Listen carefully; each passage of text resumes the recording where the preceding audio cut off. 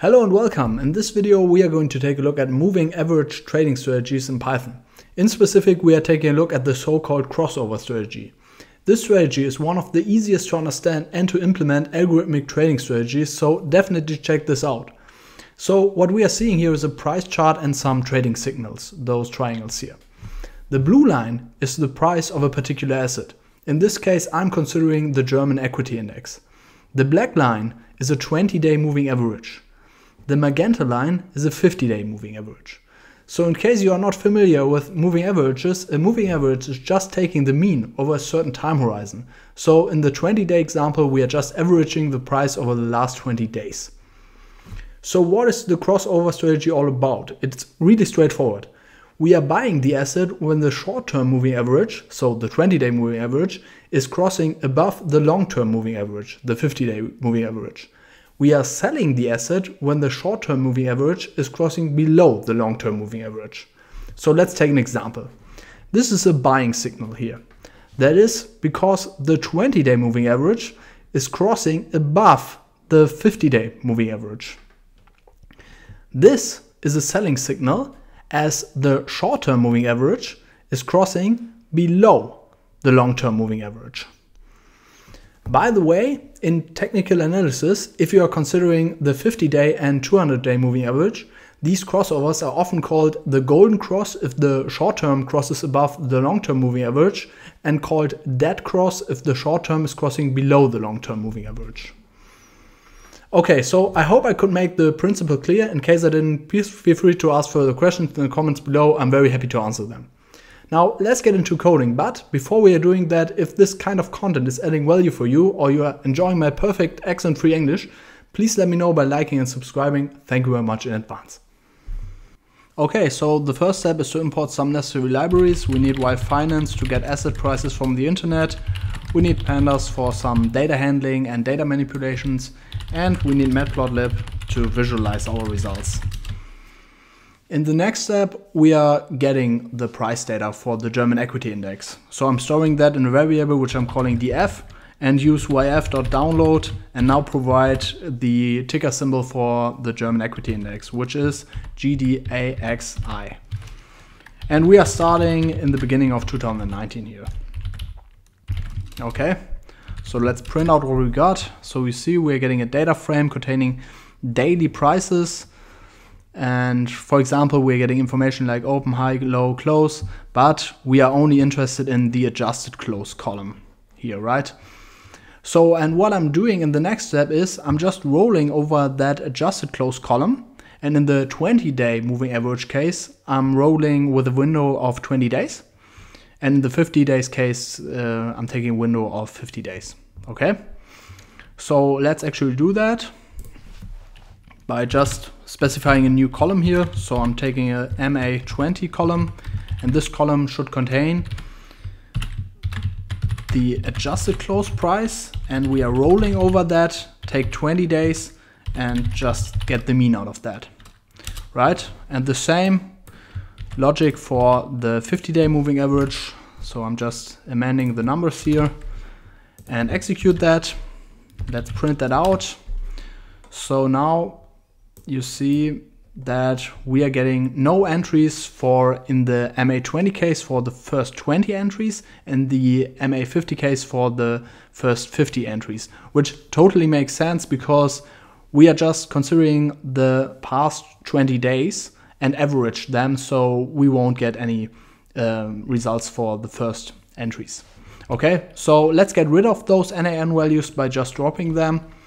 So we're just using df equals to df.dropNA, and now we have no NaN values anymore. In the next step, I'm just cleaning up this data frame a bit. So I'm just reassigning that and only take the adjusted close column, the MA20 column, and the MA50 column here, right? So let's take a look again. Now we see we are getting the information which we need to construct our strategy. Okay, so in the next step, we are defining our buying and selling signals. And the approach is pretty straightforward. We are just checking for the buying case if the moving average of 20 days is above the moving average of 50 days, but isn't the day before. So this is a buying signal. And the same for the selling signal. If the moving average of 50 days is above the moving average of 20 days, but isn't the day before, then we are selling the asset. So let's implement that in a simple loop. But first we are creating two empty lists. So the first one is containing the buys. I'm just calling that buy, create an empty list here, and the same I'm doing for the sells here. Now I'm looping over the whole data frame. So I'm just using for I in range length of my data frame. Then I'm defining the conditions for a buying signal. That is, if my 20-day moving average in every single row, so this is why I'm using ilog here, is above the 50-day moving average, and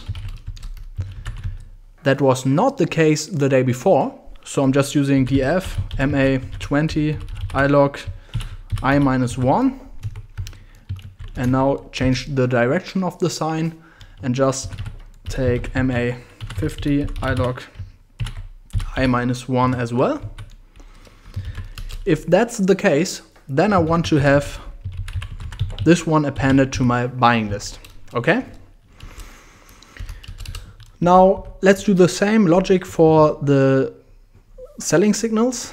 So we are just using elif df ma20 ilog I is smaller than the 50-day moving average in every single row. Oh, and that was not the case the day before. I minus 1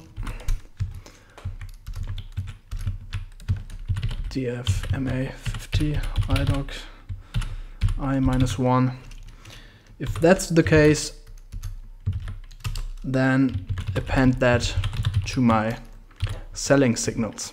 Okay, so let's execute that and print out buys and sells.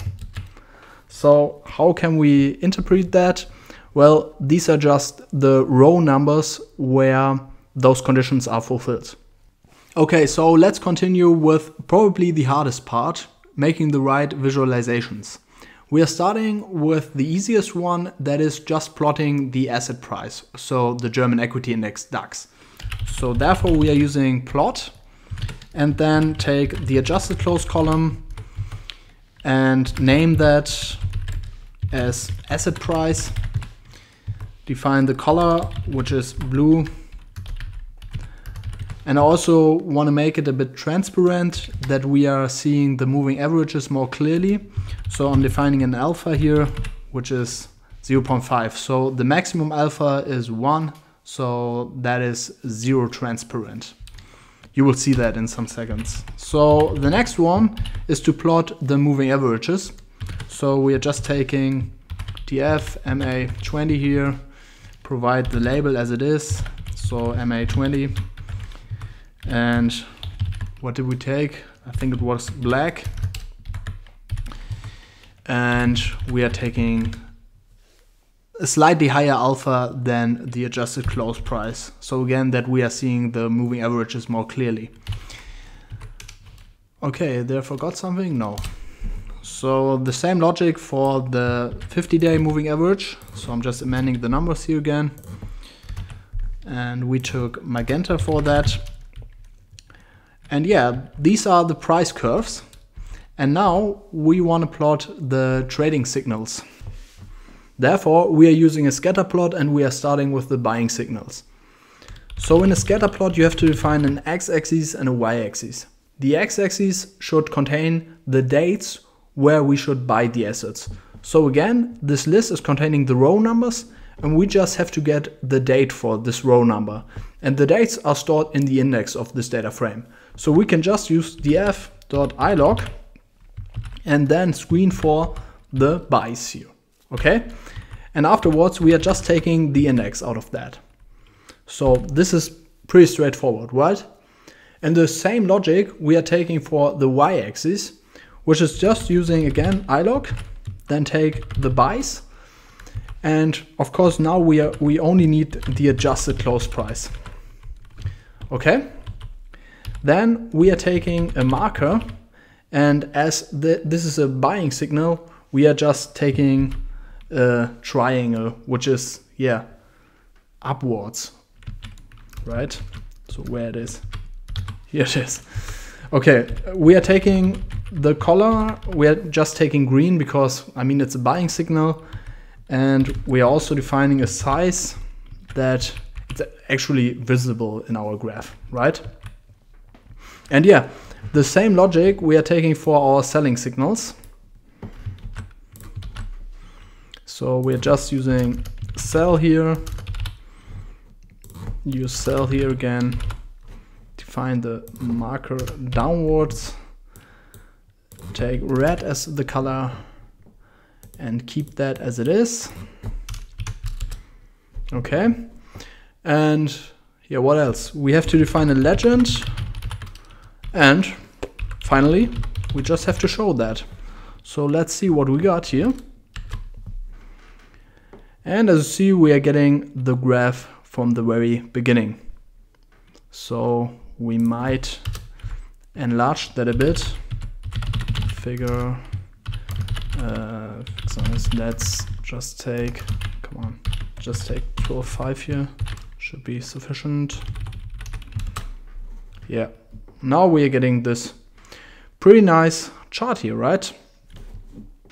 Okay, so probably the most important question, did we make some juicy trades? Well, this one here, not that good, right? We lost money. This one here, well, depends on your perspective, right? So at least we didn't lost this one here, but an exit here would have been way, way better, right? So if you are taking a look at the 10-day moving average, this line would have been crossed. So you're invited to play a bit around with this code, right? Just as a project idea for you, you could find the best pair of moving averages, right? So this would be really interesting, I think. And yeah, this trade here is a pretty nice one. We made a lot of profit here. And well, let's see if this trade is going to be nice. We will see in the upcoming days or weeks. Finally, let me give you some remarks on this chart. What you might have noticed here, and this is an important point, the longer the time window of the moving average, the smoother the line.